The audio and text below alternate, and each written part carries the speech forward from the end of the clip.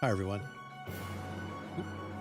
Let's push that over. Hi, everyone. Alan Shields here, Chief of Police for the town, and we are 10-8 in service, which means we are here to make people's lives better, and we do that in an effort to safeguard the lives, rights, and property of everyone we serve.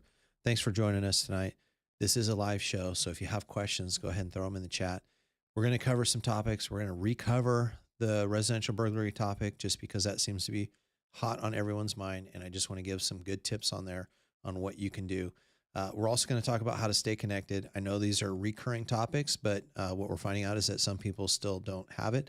And so what I'd encourage you to do is if you're connected, if you've got all the tips that you can handle, take this message today and just forward it over to somebody else. Just shoot them a text, shoot them something and say, hey, check out this message from Chief Shields. It's really good tips on how to prepare to keep your home from being burglarized. All right, so we're going to cover our blotter and our traffic, but first we've got some more opportunities, and I want to talk about what we did Monday. Monday was pretty good. We had our town open house. It was from 4 to 6, and we had a whole bunch of people here, and it was kind of funny. My inside joke was it's either going to be a good open house with a lot of people attending, or it's going to be an employee appreciation party. And thanks to all of you for coming out because it ended up being very good. We had a lot of people come through here.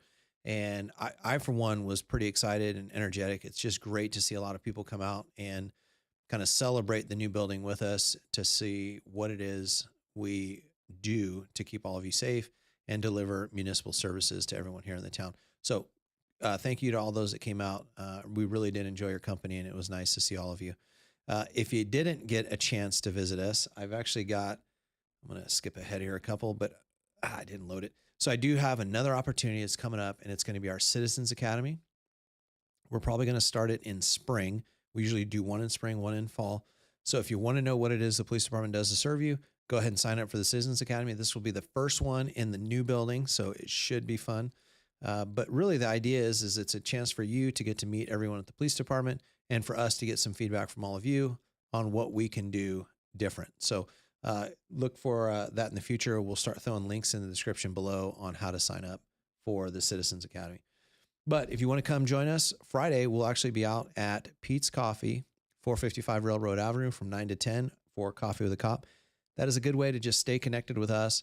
Let us know what it is that you're seeing in your community and what we can do to better serve and deliver police services to all of you. In the description, there is a link for the FEMA All Hazards Checklist.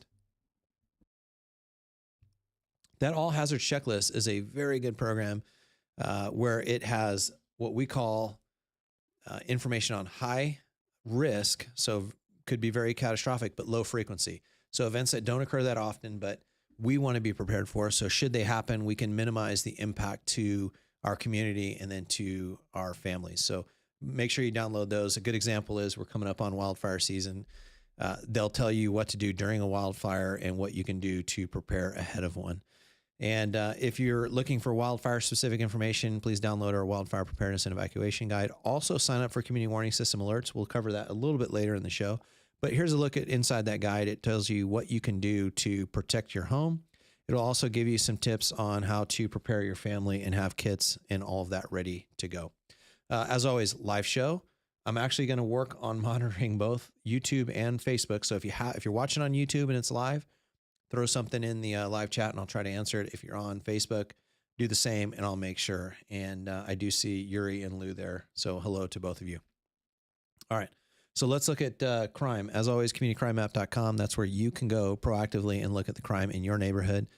Just be aware the icons have changed in the past 6 months. But check this out.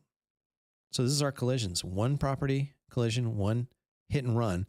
And I know there's 3 icons on there. That one that's all the way up to the north by Diablo is actually in the county area of Diablo, so it was not on our side.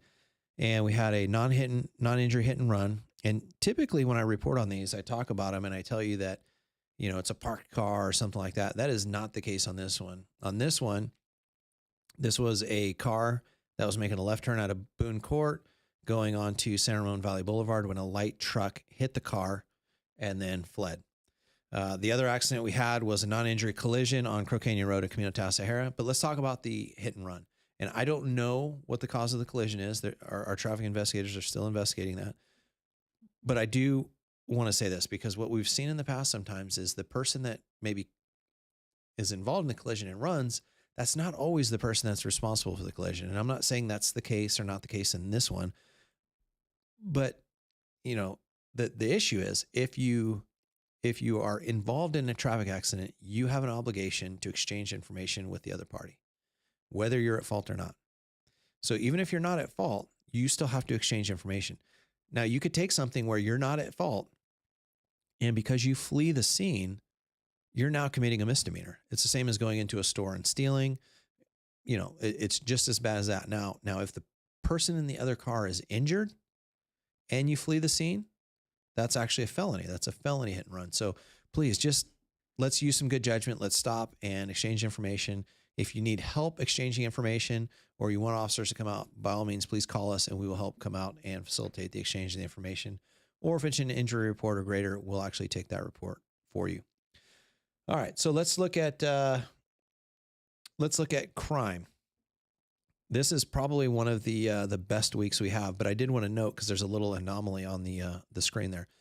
We only had one burglary and one theft, and let's take a look at those. So on January 18th, we had a shoplifting arrest of a man who stole from Lucky's on San Ramon Valley Boulevard. The store did a great job, identified the person, and I mean, really kudos to our business on this one. I heard this one as it was coming out, and they were given detailed information as far as what was stolen. They gave good physical descriptions, all of that. So our team of officers that went there was able to quickly identify the person, find them, and do all the things they needed to do a good investigation and make the arrest in that case. So good job on our store there at Lucky's. On the 22nd, we had a bicycle and a vacuum that was stolen from a garage. Now, remember, this is still considered a residential burglary, even though it's the garage. Entering into any structure with the intent to commit a theft is a burglary. And they did that during the early morning hours. Now, look in the upper left there. There's the green car emblem with a person next to it. That's supposed to depict someone either stealing a car or breaking into a car. It's categorized under motor vehicle theft, but what it actually is, it's the recovery of a stolen vehicle. So this is where someone presumably drove this car into town that was stolen, parked it where they parked it, and our officers went by and happened to discover that the car was there and that it was stolen. So it is our recovery of that car, and that was on the 400 block of El Cerro. So it may look graphically like there were 3 Part 1 crimes reported that week, but it was only 2. So not very much in the way of crime. All right, so Lou asks, what was happening at the Danville Wells Fargo this afternoon? Lou, we had a few different things yesterday and a couple today, and I'll be honest, I was not in a position to be aware of that. So let me do this. When the show's over, I'll check on it and I'll answer it right there in the chat. So look for the answer in the chat on that one. Yuri asks, just wondering if the exchange zone is available outside the police station. So we're working on getting the exchange zone set up right now. If you remember, we moved from 510 right next door to 500. And our old exchange zone was right at the exit to 510 Lagonda Way. That camera and that exchange zone is still set up. We're working on getting another camera pointed to our new exchange zone, which will be in our new parking lot.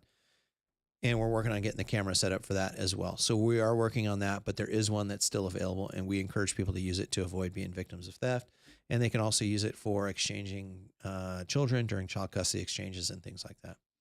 And I see Sue is checking in. So Sue, hi, welcome. And okay, so we're going to cover a couple of things real quick. The first is going to be our burglary prevention. Part of what I do as the chief of police is I do a lot of review, and I try to identify trends, and I try to identify gaps or things that maybe we can do better either as a police department or community members or as we work together. So I did play a video, and I'm going to play it again on burglary prevention, but I wanted to kind of cover that when I went through my review of burglaries, kind of what I saw and what would be helpful. And the big thing is if you have an alarm, please make sure that you set it. We've gone to burglaries where homes were broken into and the alarm wasn't set.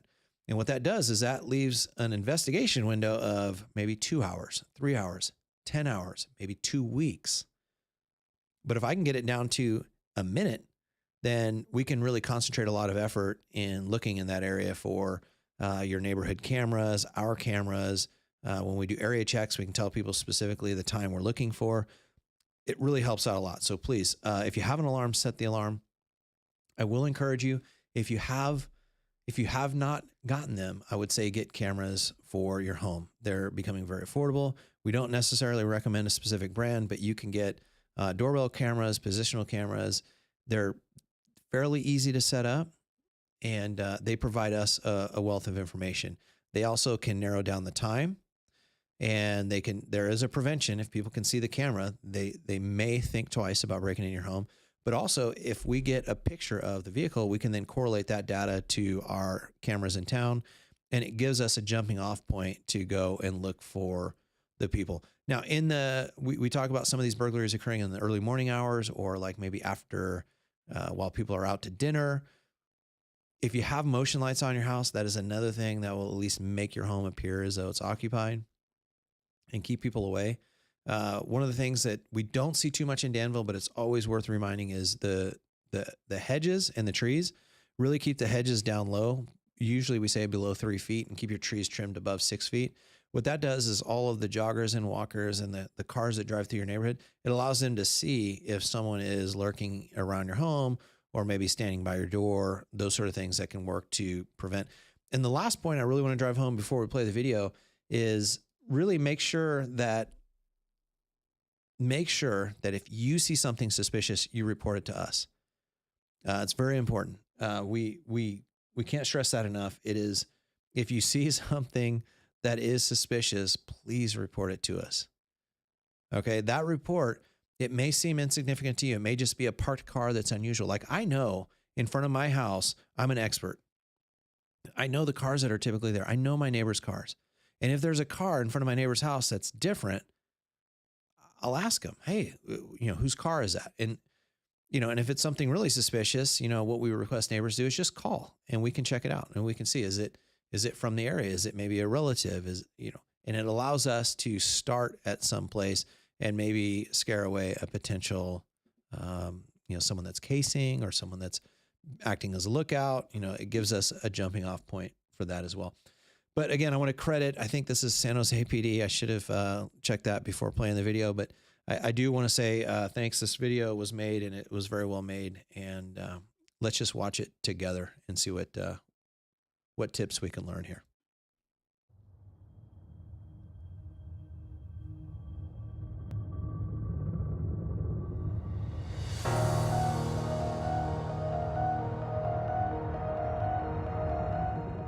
According to the FBI, it is estimated that a home is burglarized every 26 seconds in the United States. Burglary is defined as the illegal entry of a building with the intent to commit theft or another felony. For most people, their home is where they feel most secure. Being victims of home burglary can leave your family feeling vulnerable and violated. Burglars are opportunists. They are looking for easy targets. If the risk of being caught in the act is too high, most thieves will not attempt entry. Don't be a victim of home burglary.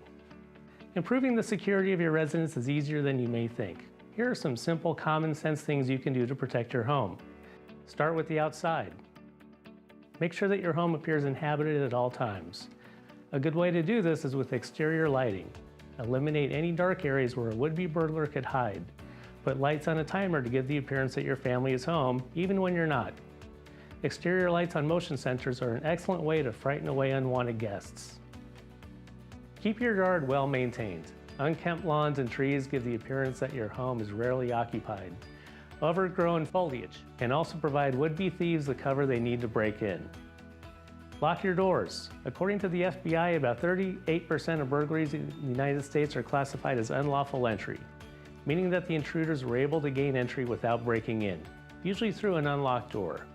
A significant number of home burglaries could be prevented with this one simple step: locking your doors. Back doors and windows are favorite targets for many thieves, as they are less visible and homeowners often leave them unlocked. Make sure that all exterior doors have a high-quality deadbolt and keep them locked. Sliding glass doors and windows can be easily secured by placing a locking device or a piece of wood in the lower track to keep the door or window from opening. An open window visible from the street may be the sole reason a burglar selects your home. It's best to close and lock all doors and windows, even if you have to go out at night. An alarm system, along with signs with the alarm company name, can greatly increase the security of your home. But just like locks, in order for an alarm system to be effective, it needs to be well maintained and used. Get into the habit of setting the alarm every time you leave the house. Just like yard signs warning the burglar that you have an alarm system, visible surveillance cameras around your house forewarns the burglar that they are being watched and that they will be caught. Again, convince the thief that your home looks like too difficult a job before he attempts to break in. Install a peephole in your main entry door and get in the habit of using it. Be sure the whole family knows not to open the door for people they do not know. If someone claims to be a part of the utility company or public agency like PG&E or the water company, ask for identification. It is very rare for such an organization to knock on your door unannounced. If you are unsure, do not allow the person into your home and call the police. Inside your home, it's easy to make your personal property less attractive to thieves by engraving your driver's license number on each item. This makes it harder for criminals to sell and easier for the police to return your things to you. Do not engrave your belongings with your Social Security number. Your Social Security number is a path to all sorts of identity theft-related crimes that can be much more costly than any of your personal belongings. Also, consider getting a safe for important documents like birth certificates, passports, and credit cards.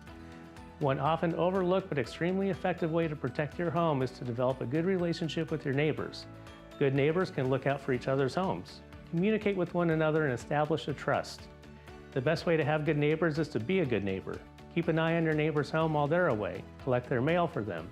Check on their house and report any suspicious activity to them and to the police. When you go away, they can reciprocate. Your home is your castle. Keeping it secure and your family safe from intruders should be very high on your list of priorities. We hope that these simple tips will keep you and your loved ones from becoming victims of home burglary. Remember, it's up to you. Don't be a victim. So those are some pretty good tips, and I just can't stress that enough that it is important to kind of manage your area. We talk about the 3 pillars for crime, or the crime triangle, and that's the motivated offender, the hardest one to track and find because we don't know when they're going to strike. The other one is the target, and unfortunately, when it comes to residential burglaries, people know that expensive things are kept in the home. That's typically where most people keep possessions, unless it's at a safe deposit box or something similar. So that's our target. So that's what people are going to look for. But the site management, or the location, is one of the things that we're talking about in this video, and that's with the hedges and the lights and all of that. So kudos to the San Jose PD.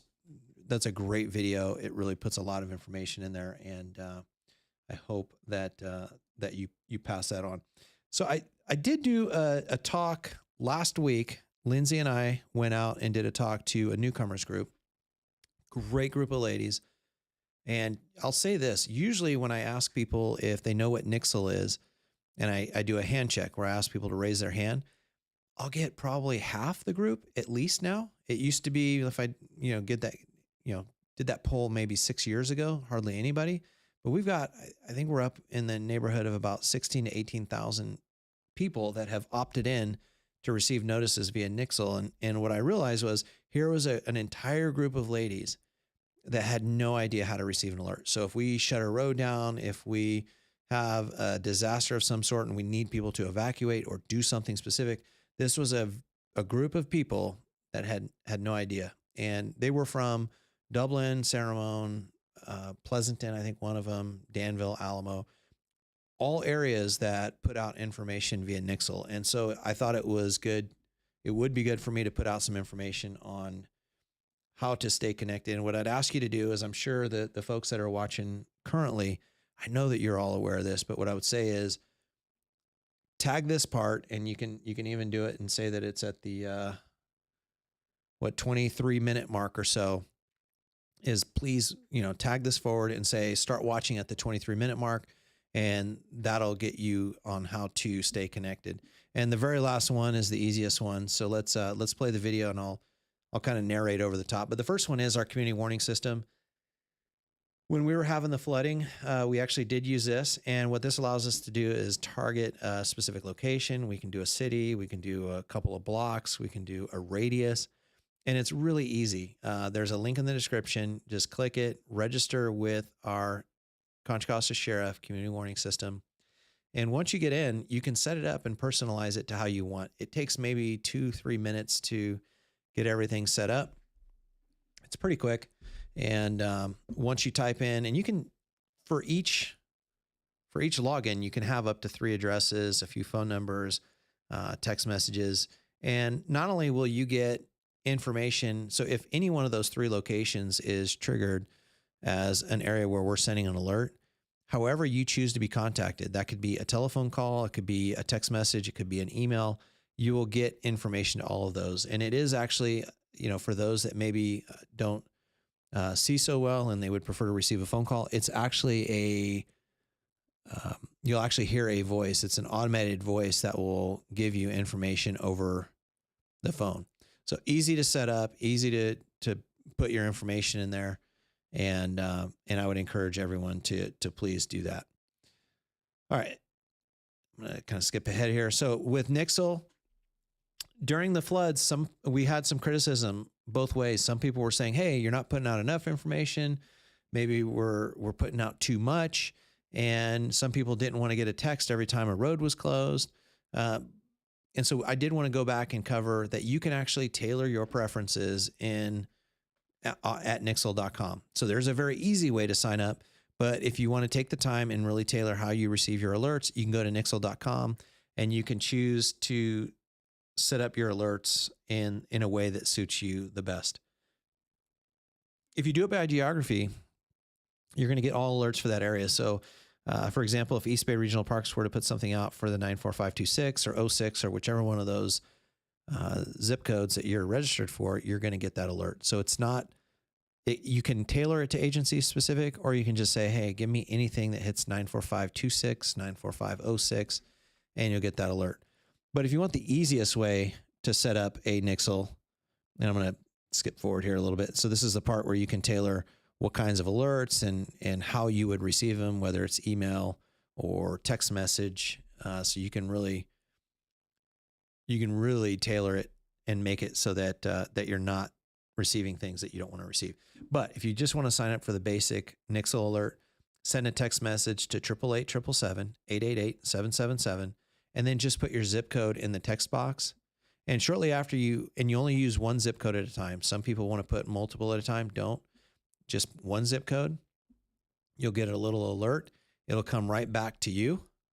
And when it comes back, you'll get a message saying, hey, you've been enrolled. Here you go. And so what I would do is, at a minimum, send that text message to Nixle and sign up for that. But please, if you haven't, maybe even if you're not going to forward the video, maybe at least look to those people that you think may not be as connected as you are and say, hey, have you heard about this thing, Nixle? Let's get you signed up. Because if there's an issue in town, that's how we're going to let you know. All right, I'm going to check the chat and see if there is any questions. It doesn't look like there are, although looks like Sue has changed her icon to the 49ers and says, go 49ers. So I'm with you on that one, Sue. It's always a good time of year to watch football. It's even better when the Niners are playing. I see Lou's doing a go Niners, so that's great. All right, well, appreciate everyone joining. And if you haven't, I would encourage you to look for our Citizens Academy. I know some of you have already gone, but encourage people to sign up. This will be our first one in our new building, and it should be good. It should be like all of our others, but it'll be on our new building, and we're going to start it probably in March, late March. We're finalizing the dates this week. We should be able to go public with them next week. And then also download the FEMA All Hazards Guide. This is your checklist for everything that is dangerous and hazardous and will keep you prepared and ready to survive should a bad incident happen. Also, opt in for our community warning system. That's what we covered earlier in the show, and download our wildfire preparedness and evacuation guide. Checking the chat here. Larry says, kudos to the PD. Participation in yesterday's town open house. Great tour by VIP Marco. So VIP, I'll kind of explain that. A VIP is a volunteer in policing services, and that is what Marco is. And Marco went through our Citizens Academy like a lot of people have. And at the end of it, he applied to become a volunteer in police. So he is someone that donates his time for free. That's his way of giving back to the community. And one of the things he did yesterday was he provided tours of the police department. As far as tours, we had some questions. Is that the only time you can have a tour? And the answer is no. We do give tours during the Citizens Academy. We also do them for Cub Scouts and Boy Scouts and Girl Scouts and service clubs. And so if you've got a group and you're interested in a tour, you can go ahead and just shoot me a direct message or an email, and we'd be happy to set something up so that you can come and meet the people, the men and the women that serve this community. All right. Well, thank you. We are 10:10. I just seen a thank you on YouTube. I think this is my first time. And I appreciate, I think Jaxie Pants, for putting something here on YouTube. I appreciate the comment there. I'm going to try to check both comments because I realize we're getting more people that are watching live on YouTube as well. So whatever your preference is, I will watch the comments. So if you do have a question, I will get to it. And I owe Lou a response to the Wells Fargo. So thank you all for joining and have a good night. We are 10:10, which means we're off duty, but we're always 10:8 in service to all of you.